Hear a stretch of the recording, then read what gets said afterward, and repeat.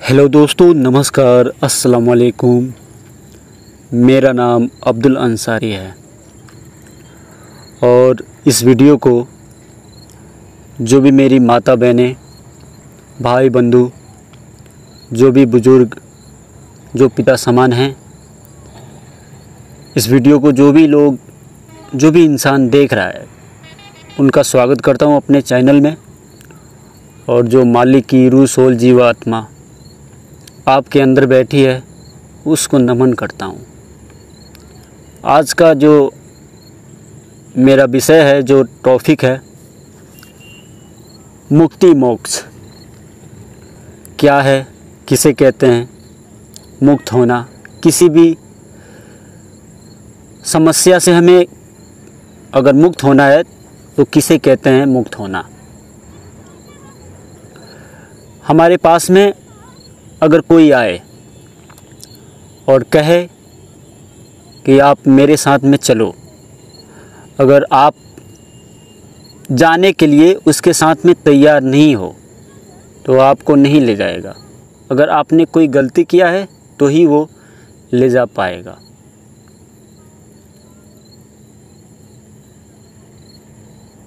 या आप उसके साथ में जाने के लिए तैयार हो जाओ तो ही वो ले जा पाएगा। तो सीधी सी बात यही है कि अगर हमारे घर में अगर लड़ाई झगड़े होते रहते हैं और उनसे आप मुक्त होना चाहते हैं तो आप वहाँ से अलग हो जाएंगे तो हो गया, उस लड़ाई झगड़े से आप मुक्त हो गए। तो आपको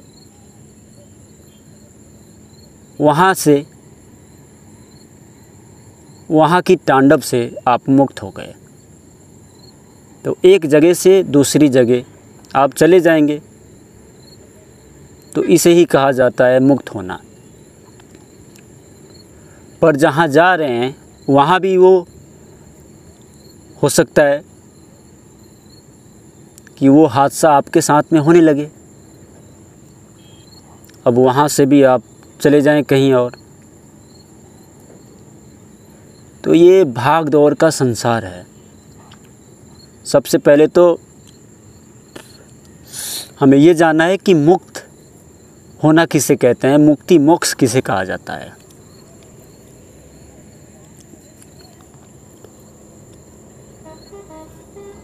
इस शरीर में जीवात्मा बैठी है तो ये जीवित है, ये मर गई तो समझ लीजिए कि इस घर से हमें मुक्ति मिल गई। इसे कहते हैं मोक्ष। पूरी तरीके से मिटना ही मोक्ष कहा जाता है। अब उसकी चेतना में अगर ये बात है कि मैं दूसरा शरीर लूं या दूसरा घर लूं,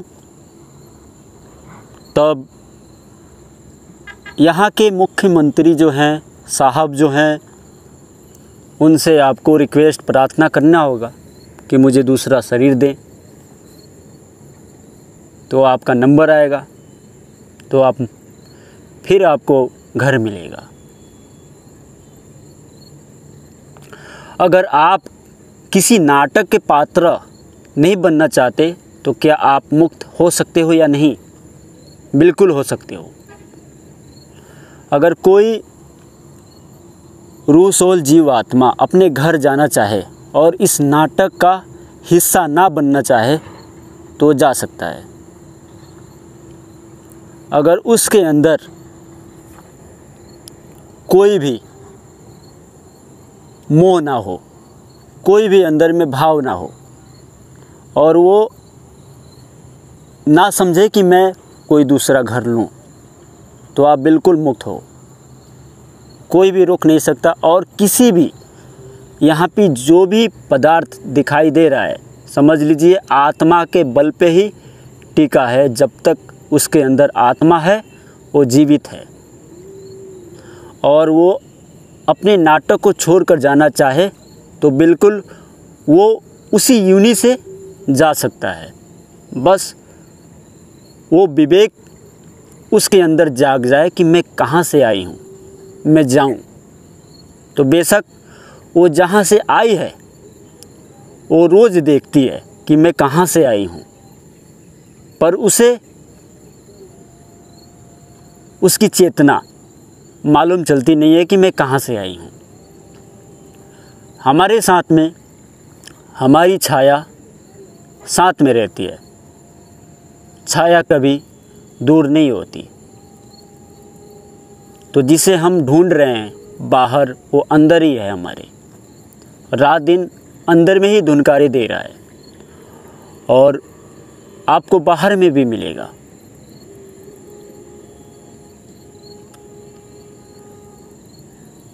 सीधी बात है कि एक दूसरे से मतलब कहीं हैं और दूसरी जगह चले जाएं तो आप वहाँ से मुक्त हो गए। हुजूर कबीर साहब ज्ञान काशी में उन्होंने दिया और अंत में उन्होंने परिनिर्वाण मगहर में आके किया। तो इनका अर्थ क्या है कि एक जगह से दूसरी जगह चले जाना ही मुक्ति कहलाता है। अगर उस नाटक के हिस्सा आप ना बनना चाहो तो बिल्कुल आप ना बनो, जा सकते हो।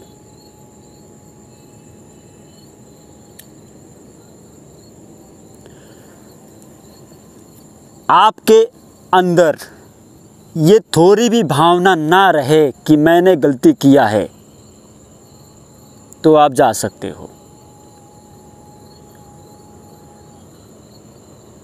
क्योंकि आत्मा हमेशा से मुक्त है और मुक्त रहेगी। उसे ना कोई मार सकता है, ना कोई काट सकता है, ना कोई जला सकता है। उसे तो किसी प्रकार से भी कोई मिटा नहीं सकता, क्योंकि वो तो परमात्मा की अंश है। वो गॉड भगवान अल्लाह ताला की नूर है और नूर को कभी मिटाया नहीं जाता, वो हमेशा प्रकाश देती रहती है। अगर कोई पेड़ पौधे की आत्मा किसी भी मतलब योनि में है, अगर वो मुक्त होना चाहे तो क्या मुक्त हो सकता है? बिल्कुल हो सकता है। पेड़ पौधा तो एक जगह खड़ा रहता है, वो तो निष्कर्म है, वो कोई कर्म नहीं करता, वो दूसरों को पेट भरता है। अगर क्या वो मुक्त होना चाहे तो मुक्त नहीं हो सकता? बिल्कुल हो सकता है। अगर किसी नाटक के हिस्से में वो भाग ना लेना चाहे तो बिल्कुल मुक्त हो सकता है। इसी तरीके से जो परमात्मा है वो किसी भी गुण से खाली नहीं है, वो सभी गुणों से भरे हैं, सभी गुण ही उनके हैं। अगर कोई शराबी कबाबी है तो क्या वो परमात्मा नहीं हुआ? परमात्मा के अंदर, उसके अंदर आत्मा है कि नहीं? बिल्कुल है। हाँ, उसके अंदर ज्ञान ना होने के कारण हो सकता है वो मोह और माया में फंस जाए। तो हमें मुख्य बात ये समझनी है कि आखिर मुक्ति कहाँ किसे जाता है।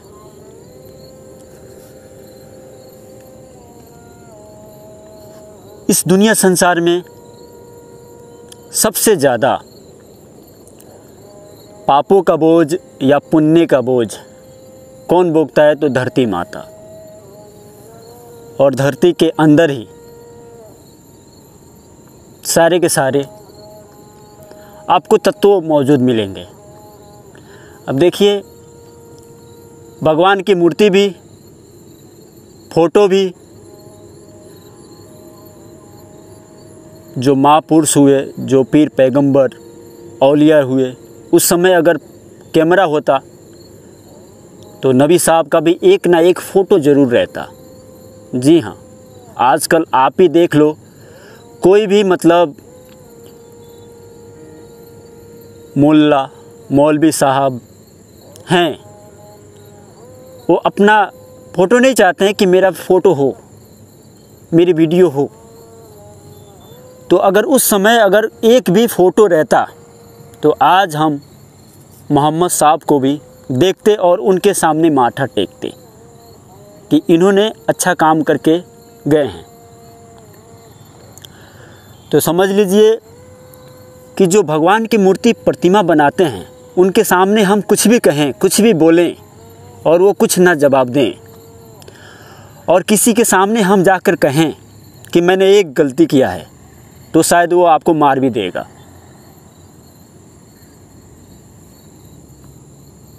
तो भगवान का काम क्या है? आप कुछ भी करो, कुछ भी सोचो, उससे मेरा कोई लेना देना नहीं है। उस तो आपसे करवाना चाहे तो आपके अंदर वो धुनकारे दे रहा है, आपसे करवा सकता है। तो जो हम प्रतिमा से बात करते हैं, सबसे पहले तो जिस प्रतिमा के सामने हम जाते हैं और उनसे कहने से पहले ही आपके अंदर मन में सवाल उठेगा कि तूने सही किया है या गलत किया है, क्योंकि जो भी बाहर दिखाई दे रहा है वो अंदर भी आपके अंदर है। और जिस चीज़ की आप कल्पना करो दिल से, वो आपके अंदर अवश्य वो चेतना प्रकट होती है। तो जो भी इस दुनिया संसार में लैंग्वेज है, वर्ड है, जो भी भाषा है, ये सिर्फ समझाने के लिए है, एक बोध कराने के लिए है।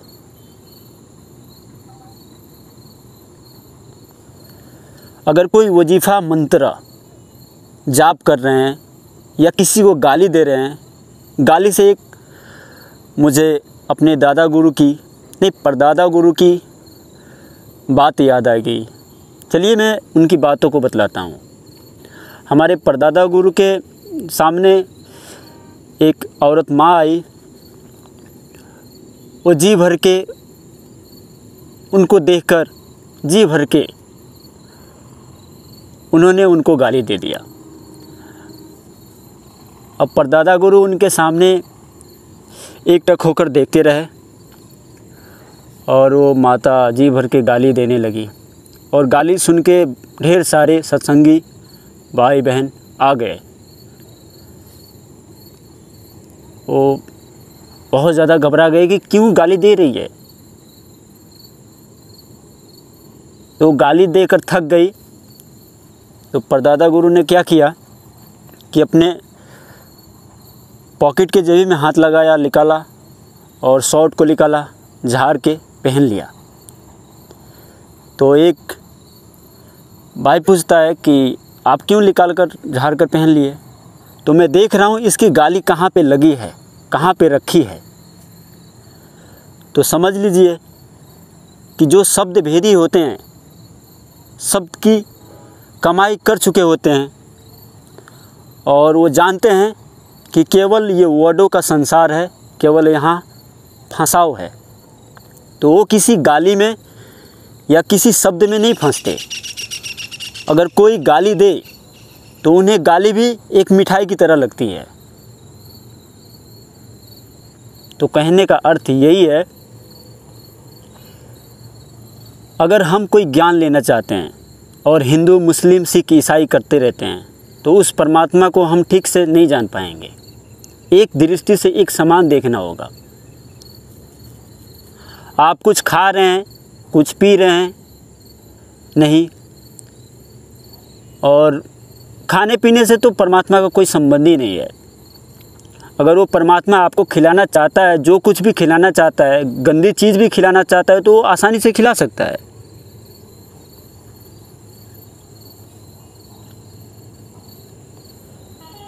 गौतम भगवान, महात्मा बुद्ध भिक्षा मांगने के लिए एक माता के पास में गए और उनका एक रूल था कि जो भी भिक्षा मांगने के लिए जाएगा वो भिक्षा मांग के आश्रम पे लाएगा। क्योंकि जिनको भिक्षा नहीं मिली है उनको खाना मिल सके। तो एक दो भिक्षा पात्र में भिक्षा नहीं मिली, तो वो भिक्षुक लौट के आ रहे थे, तो एक काग या कौवा था, मांस का टुकड़ा उनके दान पत्र में, भिक्षा पात्र में गिरा दिया। तो भगवान के पास में वो गए, पूछे कि अब इसे क्या करें। तो उन्होंने कहा खा सकते हो। तो अगर वो परमात्मा आपको खिलाना चाहता है तो आप बेशक आपको खिला सकता है, किसी न किसी बहाने खिला सकता है। आप कितना लोगों से घृणा करोगे, कितना लोगों को मतलब बुरा सोचोगे कि ये नहीं खाता है, मेरी तरह नहीं है, वो मेरी तरह नहीं है। हर इंसान कहता है कि मैं अपना अपना भोजन खुद अपने हिसाब से मैं तय कर सकता हूँ, और सब उस परमात्मा की अंश को ही मतलब ग्रहण कर रहे हैं। तो महात्मा बुद्ध जब उस माता के पास में जाते थे तो उस माता से कहते थे भिक्षान देहि, तो माता गाली देती थी। तो उनका मांगना रोज़ चालू रहा, और रोज़ जाते थे मांगते थे भिक्षान देहि, और वो गाली देकर भगा देती थी। तो सुबह सुबह एक दिन पहुंच गए, तो माता घर बहार रही थी, झाड़ू लगा रही थी, कूड़ा कचरा उनके झोली में डालकर चल दिया। तो महात्मा बुद्ध बहुत ज़्यादा खुश हुए कि चलो इस देवी ने कुछ तो देना सीखा, कूड़ा कचरा ही देना सीखा पर कुछ तो देना सीखा। तो इसी तरीके से देवता का काम क्या है, अगर उसके पास में कुछ है, अगर उसके पास में हम रोज़ जाएं तो एक ना एक दिन उसको माया आ ही जाती है और वो दे ही देता है। तो ये देने का संसार है, लेने का संसार है। अब देने लेने से हम कैसे परे जाएं, ये अहम बात है। तो अगर हम जाति पाति और वर्ड में फंसे रहेंगे, आजकल तो क्या है, बहुत सारे पंथ हैं जो ज्ञान अपना बतलाएंगे और जो मंत्र दीक्षा है एक ही बतलाएंगे और ज्ञान ढेर सारे बतलाएंगे। अगर कोई मुक्त होना चाहता है, अगर जो नाम उसको अच्छा लगता है उसी नाम से अगर वो चाहे तो मुक्त हो सकता है, पर जागृत नाम जो है, जगाया हुआ नाम, उसके अंदर जल्दी असर करता है, ये बात है। उसको बोध कराने में वो जल्दी असर करता है।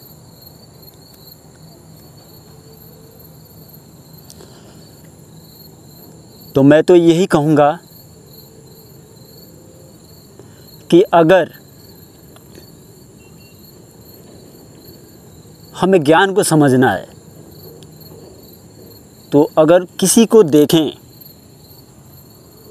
और उसे गाली दें कि ये अच्छा नहीं है, वो बुरा है, तो इस चीज़ को अपने जहन से निकाल लें आप, तब जाके ज्ञान समझ में आएगी। क्योंकि निंदा सबसे बुरी बात है, कुछ लेना ना देना और शब्दों का बोझ अपने सर पे उठा लेना।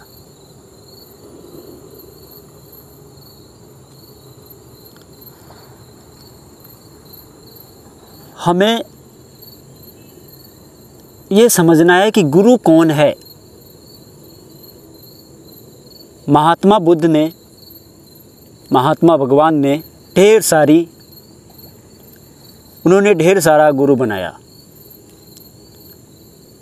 ज्ञान को पाने के लिए, और अंत में एक ही रास्ता उन्होंने अपनाया कि शून्य ही सब कुछ है, भगवान वही है सब कुछ।